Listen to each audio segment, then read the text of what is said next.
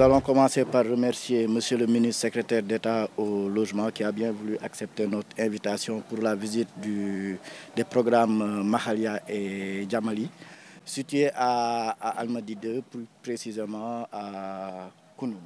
C'est ça.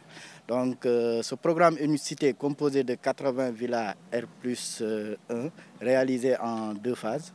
D'ailleurs, nous comptons livrer la deuxième phase dans quelques jours à nos clients. Alors, l'objectif de cette visite avec les autorités est de faire un état des lieux sur le segment des programmes économiques développés par le groupe Sablux à travers sa filiale Adila.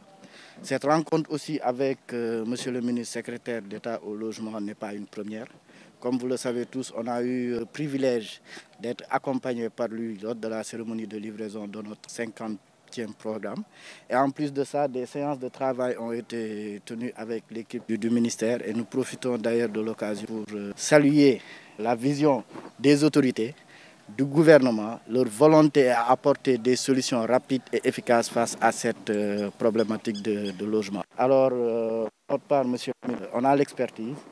On a la notoriété et on s'engage vraiment à apporter notre contribution au développement du secteur de l'immobilier par le renforcement de la réalisation des logements économiques et sociaux accessibles aux Sénégalais.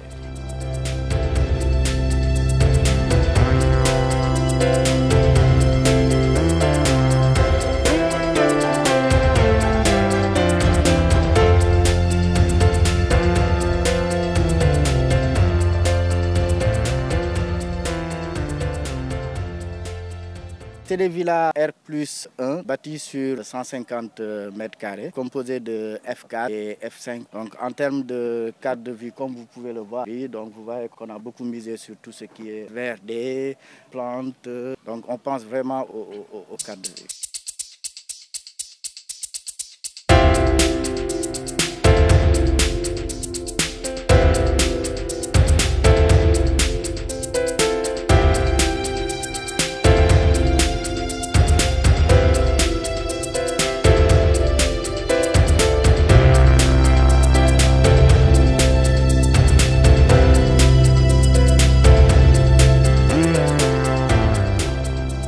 Nous sommes venus ici aujourd'hui pour témoigner de notre satisfaction au groupe Sablux, mais aussi pour marquer également au groupe notre disponibilité, vraiment notre ouverture par rapport à tout l'accompagnement dont il a besoin, mais aussi l'ouverture que nous avons par rapport à tous les partenaires, par rapport au programme que nous avons pour l'accès au logement. Et cette visite nous a permis de constater avec beaucoup de satisfaction les résultats parce que nous avons visité 2 projets très importants avec beaucoup de qualité. Et je pense que ça c'est remarquable également, mais aussi surtout les délais de réalisation. C'est pour cela dans nos échanges je leur ai demandé et surtout de partager avec les autres acteurs leur expérience parce que c'est un parcours qui n'est pas assez simple, qui est très difficile également. Et c'est pour cela ce retour d'expérience, ce partage d'expérience me semble être un point très important sur lequel il faudrait que Sablux partage avec les autres acteurs. Et je vais même parler du salon que nous venons de boucler, le salon de l'habitat, Sen-Habitat, et qui est extrêmement important, qui était un moment d'échange et de partage d'expériences, de bonnes pratiques et d'innovation. Et cette présence marque en tout cas, c'est aussi un but de pouvoir montrer aux Sénégalais qu'il y a des entreprises sénégalaises qui sont en train de construire, qui sont en train de produire, et c'est possible. L'État l'État est en train de faire toutes les restructurations nécessaires, redressements nécessaires. Comme vous le savez, dans le cadre de notre agenda 2030, nous avons une phase extrêmement importante qui est la phase de redressement. Beaucoup de choses vont être redressées. Nous avons trouvé sur place, quand nous sommes venus un projet de logement très ambitieux avec des mécanismes qui avaient été mis en place. Mais malheureusement, tout ce dispositif et les moyens mis par l'État n'ont pas permis d'avoir des résultats escomptés. C'est le lieu de dire aux Sénégalais que nous sommes en train de faire tous les efforts nécessaires pour faire le redressement nécessaire déjà dans le domaine de la gestion foncière, faire en sorte que les évaluations qui sont en train d'être faites sur tous les sites, que ces évaluations soient bouclées très rapidement et c'est vraiment c'est en avance même. Et également faire en sorte que nous puissions impulser cette dynamique de bonne gouvernance foncière. Ça, c'est un premier levier qu'il faudrait actionner. L'autre levier qu'il faudrait actionner, c'est faire en sorte que l'État mette en place tout le dispositif et l'encadrement nécessaire pour garantir de bonnes conditions de production de logements. Et à la fois en partenariat avec le secteur, les promoteurs publics, mais aussi les promoteurs privés comme Sablic. C'est en tout cas ce message que nous sommes venus aujourd'hui adresser aux Sénégalais pour dire que le secteur du logement, c'est un secteur assez complexe, assez difficile. Et les ruptures que nous introduisons aujourd'hui, c'est nous nous positionnons dans une dynamique de développement urbain durable.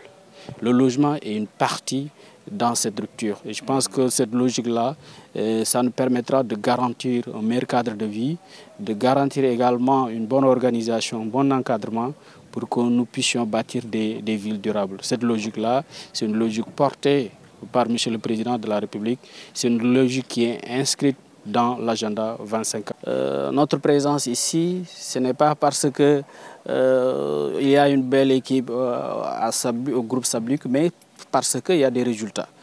Parce que le Sablic produit des résultats. Et ces résultats, nous voulons montrer aux Sénégalais qu'il y a des entreprises sénégalaises qui construisent, qui produisent.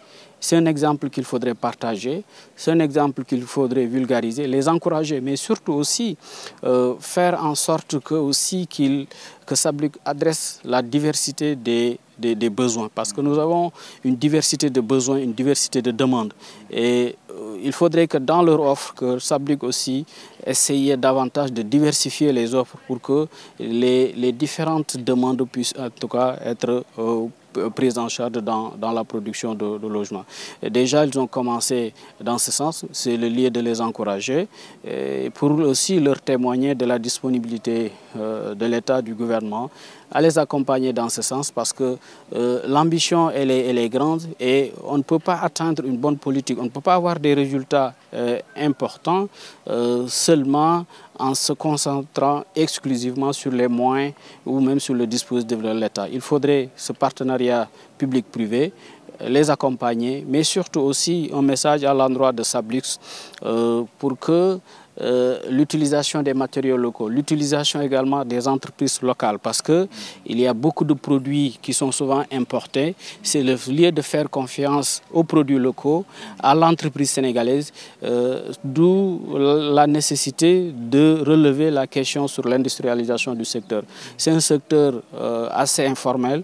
Notre ambition, c'est d'arriver en sorte que ce secteur soit davantage industrialisé, formalisé, parce que ce potentiel, c'est un potentiel énorme, c'est un facteur de croissance et certains même le disent, si le bâtiment va, tout va. Et je pense que nous sommes dans cette logique de développement, nous sommes dans cette logique d'industrialisation, de formalisation de ce secteur et nous appelons en tout cas Sablic à bien s'orienter dans ce que je peux appeler le contenu local, en faisant confiance à l'entreprise sénégalaise, aux petites entreprises qui puissent contribuer dans la production de ces matériaux pour conduire les travaux.